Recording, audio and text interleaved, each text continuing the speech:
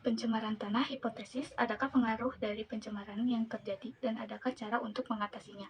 Pengolahan data. 1. Jenis sampah apa saja yang paling banyak ditemukan di lingkungan sekolah? Jawabannya, sampah anorganik. 2. Sebutkan pentingnya menggolongkan sampah sebelum dibuang ke tempat sampah. Jawabannya, agar mudah didaur ulang dan dipisahkan. 3. Tuliskan ide kalian, produk apa saja yang bisa dihasilkan dari pengolahan sampah tersebut. Jawabannya, plastik bisa didaur ulang kembali menjadi beberapa produk seperti botol, karpet, bahkan jersey, dan lain-lain. 4. Jelaskan dampak bagi makhluk hidup terhadap kondisi tanah yang sudah tercemar.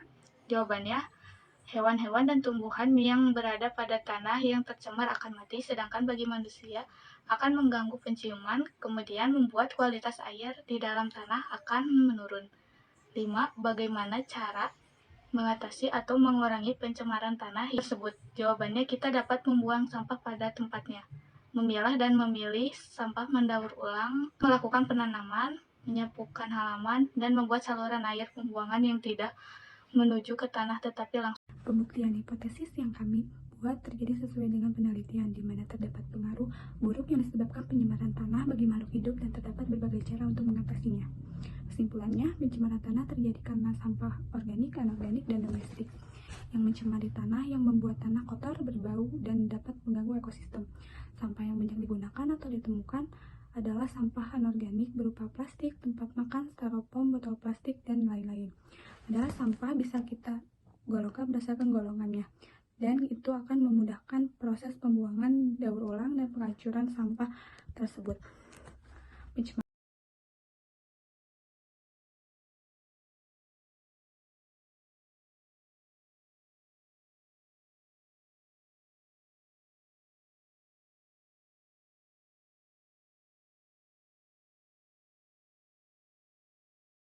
Pencemaran udara.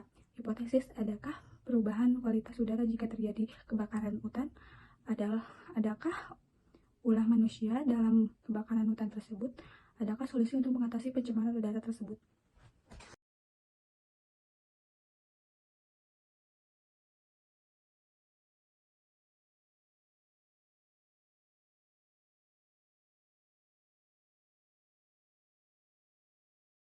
Pengolahan data. Yang satu, bagaimana nasib tumbuhan dan hewan di menit terakhir pengamatan?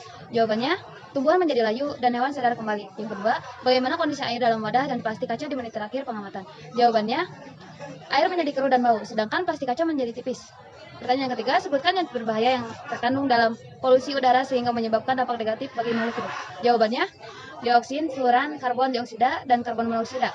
Yang keempat, apa penyebab lapisan ozon menipis? Jawabannya, adanya aktivitas manusia seperti penebangan hutan, pembuangan limbah industri, berasap, penggunaan CFC, pembakaran sampah, dan lainnya yang merusak lapisan ozon dengan penggunaan bahan perusak. Yang kelima, bagaimana dampak polusi udara terhadap manusia? Jawabannya, membuat sesak nafas, penglihatan yang terganggu, dan mengganggu aktivitas di luar ruangan.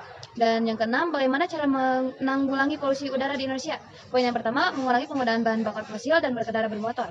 Yang kedua, menanam pohon di perkotaan. Dan yang terakhir, membakar sampah dengan benar. Sekian hipotesis yang kami buat terjadi dengan penelitian di mana banyak aktivitas manusia yang mencemar pencemaran udara, adanya perubahan kualitas udara, dan adanya beberapa solusi untuk mengatasi pencemaran udara tersebut. Kesimpulan, pencemaran udara tersebut karena banyaknya gas kimia beracun atau bahan perusak ozon yang berkumpul di operasi. Hipotesis yang kami buat terjadi sesuai dengan penelitian di mana banyak aktivitas manusia yang menyebabkan pencemaran udara, hanya perubahan kualitas udara, dan ada beberapa solusi untuk mengatasi pencemaran udara tersebut. Kesimpulan, pencemaran udara terjadi karena banyaknya gas kimia beracun atau bahan perusak ozon yang berkumpulan di atmosfer, hanya efek rumah kaca yang mengikis lapisan ozon, sehingga pembuktian pencemaran dengan suhu bumi yang panas. Pencemaran udara ini berdampak negatif bagi makhluk hidup, dan cara untuk mengatasi adalah menanam pohon, mengurangi penggunaan kendaraan juga bahan bakar fosil, mengurangi CFC, dan mengatasi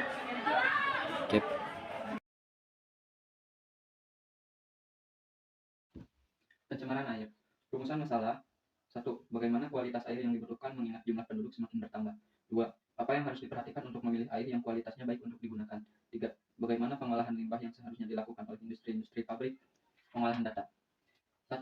Dengan mempertimbangkan suhu, warna, bau, kekeruhan, dan bahan pencemar yang terkandung di dalamnya, sampel air di lokasi mana yang paling tercemar? Jawabannya adalah air selokan, karena suhunya suhunya 29 derajat Celcius, warnanya sangat keruh, dan baunya tidak sedap. Juga terdapat limbah-limbah yang mengandung bahan organik, pH, klorida, kebasaan, sulfur, zat beracun, protein, karbohidrat, minyak dan lemak, fenol, bahan organik, logam berat, metan, nitrogen, fosfor, dan masih banyak lagi.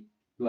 Apa saja kriteria air yang bersih atau jauh dari kata tercemar? Jawabannya adalah tidak berasa, tidak berbau, tidak berwarna, tidak mengandung mikroorganisme yang berbahaya, tidak mengandung logam berat, dan memiliki pH 7 atau netral. 3. Di lokasi mana banyak terdapat bahan yang menyebabkan pencemaran air?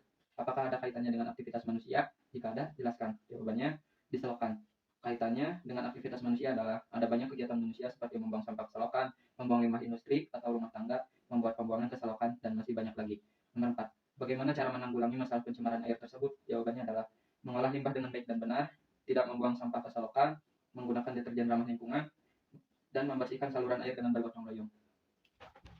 1. Kualitas air yang baik adalah tidak berasa, tidak berbau, tidak berwarna, dan tidak mengandung mikroorganisme yang berbahaya, tidak mengandung logam berat, dan memiliki pH 7 atau netral, dan dipergunakan secukupnya agar tidak habis.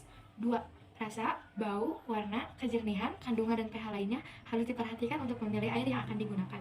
Yang ketiga, industri pabrik seharusnya mempunyai tempat pengolahan atau pembuangan alur limbah yang tak langsung menuju ke sungai dan sumber air lainnya juga. Tetap terjaga keasrian lingkungan sekitar pabrik tersebut dengan mengelola sampah dengan baik, dengan benar. Pabrik juga harus berani memberi sanksi jika ada oknum atau karyawan yang melanggar aturan pembuangan sampah atau limbah. Yang terakhir ada kesimpulan. Pencemaran air terjadi karena tercemarnya sumber air oleh bahan-bahan pencemar seperti logam berat, metana, nitrogen, klorida, dan lain-lain yang dihasilkan oleh sampah limbah, baik dari rumah tangga atau pabrik. Pencemaran air ini akan sangat memengaruhi kebutuhan air bersih bagi masyarakat yang semakin bertambah, di mana masyarakat harus memilih air yang tidak berbau, tidak berasa, tidak berwarna, dan tidak terkontaminasi oleh zat-zat yang berbahaya, dan memiliki pH 7 atau netral. Cara mengulangi adalah mengelola limbah dengan baik dan benar, tidak membuang sampah ke selokan, menggunakan deterjen ramah lingkungan, dan membersihkan saluran air secara gotong royong.